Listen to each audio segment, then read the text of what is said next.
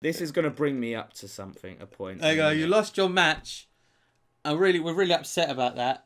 So we're going to put you in a match against Braun Strowman because it's punishment. But who says that? Mick Foley says it. Does he want to say it? No, he doesn't want to say it. He does this weird, Sammy, you lost your match, and he's looking at Stephanie. He's like, and I think that, it's consequences. And, yeah, and all this crap anyway. So, like, Stephanie's making him say it, and he doesn't want to say it, right? This is the problem with Mick Foley, right? Yes. I love Mick Foley. I love him to pieces. He's a legend. He's had the best matches. Yeah. He's a great character. Yeah. But what they're doing with Mick Foley makes me sick. And I'm absolutely... Are they turning him into... sick to death of it. Are they turning him into... Big Show. It's like they're giving the Big Show treatment. And do you know whose fault that is? Stephanie. Because she's got a fetish for crushing men's balls. She loves it. She doesn't care about getting anyone over but herself. As long as she looks powerful, as long as she looks strong, right? All I keep hearing out of Mick Foley's bearded mouth is how great Stephanie is. And how much, I'm learning from you every day, Stephanie. Now, did you watch the State of the WWE Universe? No. You need to watch that, right? This was the most uncomfortable and cringe-worthy bit of wrestling I have watched. It was so hard to watch. Right? You know what it was? Remember what it was? It was Stephanie and it was like they took it on it was like the debate. So it was Stephanie and Mick versus Shane and Daniel Bryan debate, right?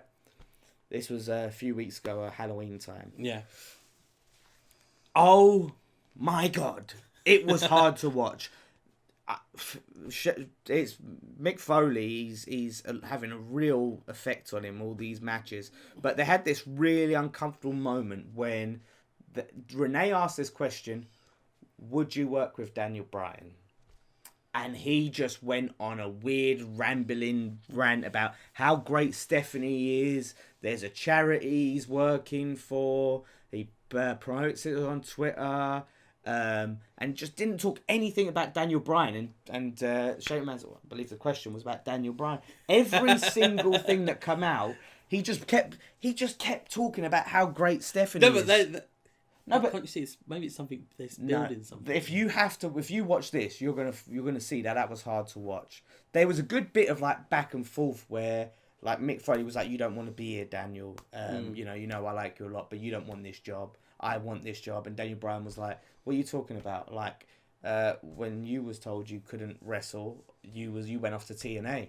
Oh, Daniel Bryan said that. Oh, I like it. He's good. So, but it was hard to watch because all Mick Foley kept doing was talking about how he learns from Stephanie. Stephanie's a great person. There was another interview he did somewhere else where he said Stephanie could be the president of the United States. All he talks about so cringeworthy. Is, I learned from you, Stephanie. I'm sick of it. You're ruining Mick Foley. Give us back the commissioner with the gavel, who wouldn't take any prisoners. All right, it's so hard to watch. You're ruining a legend, right?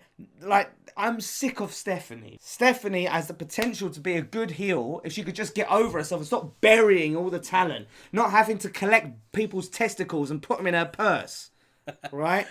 Wow, calm down, we are. Because it just infuriates me. And what they're doing with... What do you want to see from me? You want to see Mick... Do you want to see Mick by himself? I want to see... Exactly. You read my mind. Yeah. I want to see Mick by himself. I want to see... Because it just doesn't work having a heel authority figure with a face authority figure. If you turn Mick heel and you make him join the team, you don't hate Stephanie. No one likes Stephanie. Stephanie, you cannot like her. She's hard to like. She's tried to be a face and she's just... It's that authority figure, isn't it? Well, it's just that she's just unlikable. She's just not likable. Like Vicky Guerrero, they're just people that aren't likable. No matter what you do with them, she'll never be likable. So you maybe have her off TV, and you just make Mick the face for a figure, or you turn Mick heel, or you have no Mick, right? Yeah, killed me. Take it. I like Mick. I like Mick's involved. He's looking really well, apart from the horrible beard that he needs to shave. But he's in great shape. He done the Enzo Shuffle, which was amazing. Yeah, you can when I saw him at ICW last year, he couldn't even barely get in the ring. Now he's doing the Enzo Shuffle, DDP Yoga, bang. We're not sponsored. We're not sponsored. But I just needed to get out of my chest because I'm absolutely sick of it. You know, every single week it just makes Raw so difficult to watch. Is because she's there like, oh yeah, look how powerful I am, and Mick, a hardcore legend, an icon. Oh, I love you, Stephanie. I love you. I'm learning. I really learned. Like Mick was doing this job before Stephanie was like working. She was probably working backstage or whatever. Yeah. He's been doing this GM thing, commissioner, whatever they call it. Yeah. Why was this about learning? And she's a commissioner now. He was bloody commissioner before. Commissioner Foley. He was, doing investigating into Rikishi. Yeah. He found out Rikishi ran over Stone Cold, for God's sake. Yeah. Why does he need to learn from Stephanie? Stephanie hasn't got a clue what she is doing. Like I said, all she cares about is her own ego. Vince McMahon, right? No matter what you say about him, he has obviously got an ego, but he would put the wrestlers over. They would always get a comeuppance on him. He wasn't scared to look stupid.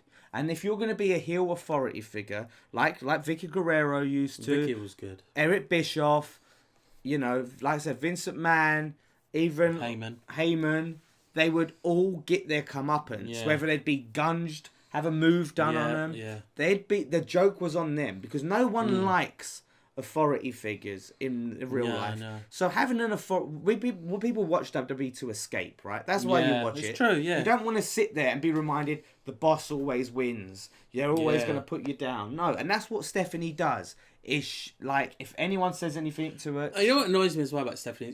Sometimes she does this thing like when she's trying to get over the crowd and she does like, yeah, all right, yeah, yes, yeah, that's right, we love you, or like I'm doing a Mick Foley cheap pop, and it's like it's just cringe. It's like no, and that's how stupid those crowds are the crowds that fall for it. Yeah. Right? If I'm not I don't care if you say my hometown. If you come in and go, hello London, I'm not going to be, and you're Stephanie McMahon, I'm going to be like, boo you. Boo you, boo Stephanie. To you.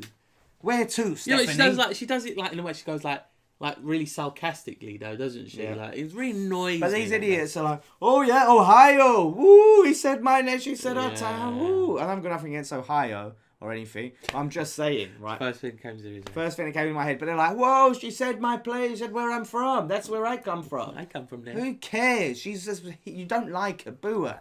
Yeah. Right. True. But I just have to say anyway, where was we? Anyway, so they said that they mixed. You're gonna be the match against Braun Strowman. Basically, like when Big Show, that was the Big Show punched to Dusty Rhodes, was the Mick Foley putting Sami Zayn in a match with Braun Strowman. And why is it all of a sudden a punishment when Sami Zayn's had this feud and he didn't mind it so much before? Yeah, it was actually no, it was a punishment. He realised like Strowman's scary now. Yeah, now he realised. Before I thought he was supposed to be like, oh yeah, whatever. Right. So he goes in. Strowman dominates, throws him around like a rag doll.